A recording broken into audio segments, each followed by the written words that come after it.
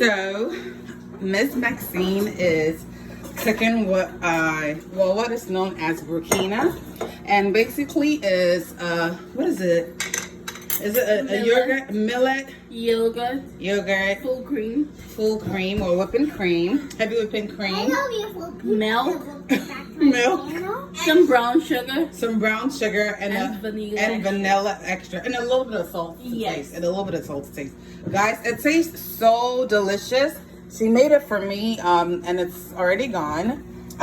So I asked for her to come in today and basically help me prepare it. So we're going to walk you through the process of how she does it, and hopefully you guys can enjoy this treat. Now we have the millet in the microwave.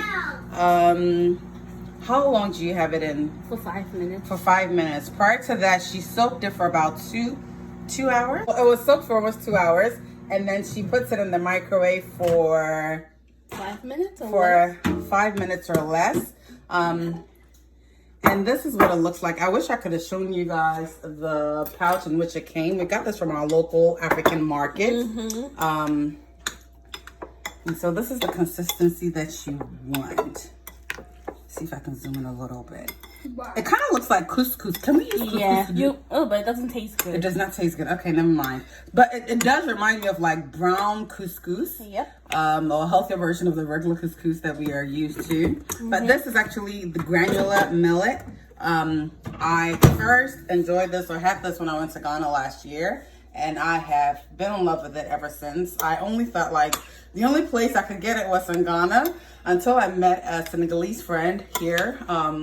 Whose wife actually makes it for him at work.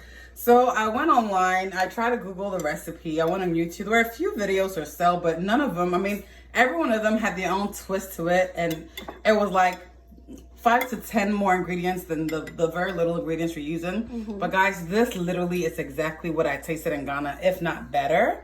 So listen. Taste it. Okay, I'm gonna taste it and see what It's good? Yeah, it is. Okay, sure.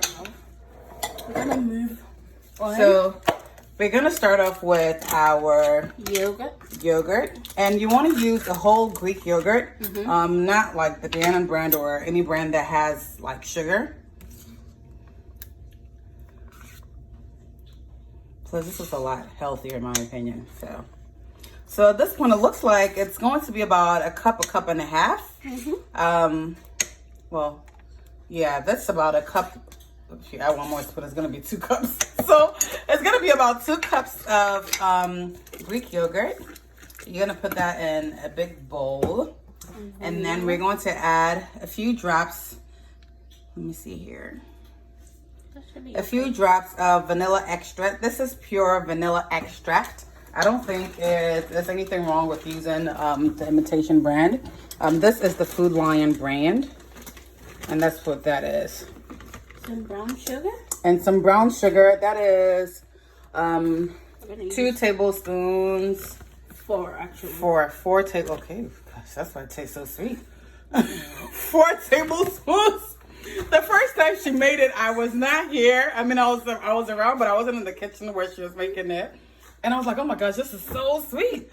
That is what it is. And now we are going to add our heavy whipping cream. We have, what is it? We have a pint. This is also the Food Lion brand. Do you need a whisk? Yes. Okay. I got this little whisk for you, but you want a bigger one? Yes, ma'am. You want the bigger one? Oh, sorry. Here we go.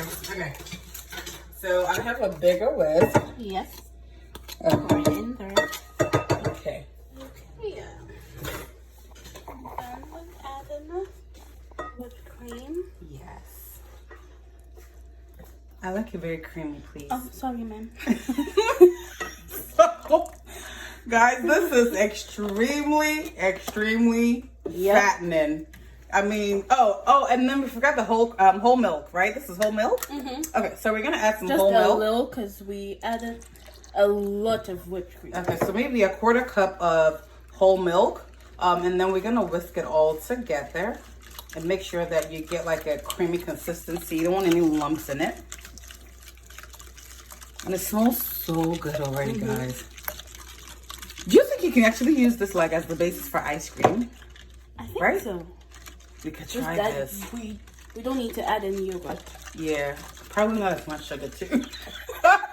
Even though it's brown sugar and it's a non-GMO product and what have you, it's a lot of sugar. Okay, so now we are, it's actually a cup of the whole milk. And really, I think the consistency is quite dependent on how you like it. Some people like it very creamy. I do. And so that's why she's adding some more whole milk, because we did add some heavy whipping cream and we don't want too much of that because that's extremely fattening. I think that's a better version of the milk that we need. So this is the consistency that she wants. It's going to start to, I guess, look a lot creamier than it did in the beginning. So we need to taste it and see if everything. Oh, I have a spoon here.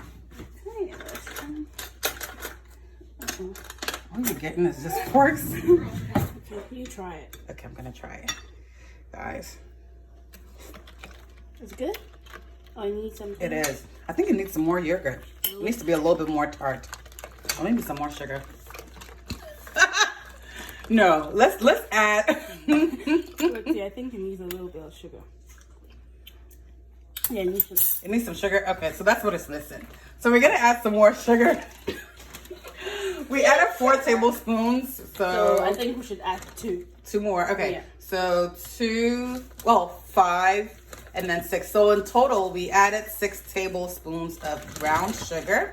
Now we used brown sugar because that's what we had. Initially, the recipe had called for white cane sugar, but this is what we had. So just work with whatever you have in the kitchen. Most of these ingredients are things that we have at home, with the exception of the millet. I didn't have it, so I had to go out and purchase it. Once again, it really does look like couscous. I've never seen it being done with couscous, but It doesn't taste good. Have you tried it? Yeah, I did. Oh man.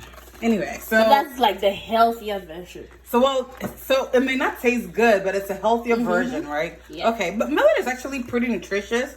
But if you don't have millet at home, you can actually just use your couscous. So that is going to be that. So now you can taste it. Okay, now let me taste it and see. Oh lordy. That's it. Good. Oh, that is definitely it. So Oh, the cover's right here. Mom, I'm full eating more ice cream. You're full? Yeah, That's good. Where's the rest of the ice cream? in my stomach. Oh, it's in your stomach? I'm glad you enjoyed it. so we're gonna Yeah, go like because I quickly. eat it. So we're gonna add it in a little at a time because you don't want it lumpy. So you add a little bit and then you just gently mix until it looks very well mixed together. And then you continue to add the remainder of your, I almost said couscous, of your millet. This is gonna be so good. Guys, so back home, I normally see them like, it was a lot of the peddlers that had it in like a container on top of their heads in bottles. And most of the people that sold it were like the women from the northern region. I actually never asked how It's mostly eaten by the Muslims. Oh, it is. So it's mostly eaten by the Muslims. That makes sense because my Senegalese friend is actually Muslim. Yeah, he is. But I don't know if that's a fact. I'm just stating what I think I know. I may be very, very wrong. But this is the final product. Once again, I like this consistency because I like it very, very creamy versus the porridge-like consistency that most people sell it in. Also, you have to remember when you do this and you mix it all together, you're actually going to cover it up and put it in your fridge and let it just like sit and like cool or chill. It looks so good, guys. I wish you guys could taste it. Oh, lordy. Good? Mm-hmm. It's so good. It's so good. This is really nice. So I'm going to get some foil paper so that we can cover this up. And then it in the fridge. So it's a little late now. So more than likely, I'm gonna have it sit for at least 12 hours. So come morning time, it will be so perfect and ready. So guys, this is really it. It literally took us no more than 10 minutes to do this. But including prep time, it's about 2 hours. But all you're really doing during prep time is just soaking the millet in a bowl. You want to make sure that you put it in a deep bowl because the millet does rise. It expands. So we actually had very little, like it was not that much in here. But 2 hours later, it had expanded into like more than twice its size. So just keep that in mind so that you don't have millet grains all over your kitchen. So guys, this is the final product. I will get back in the morning once it's chilled. I want to say a big thank you to Miss Messine. Thank you, thank you, thank you.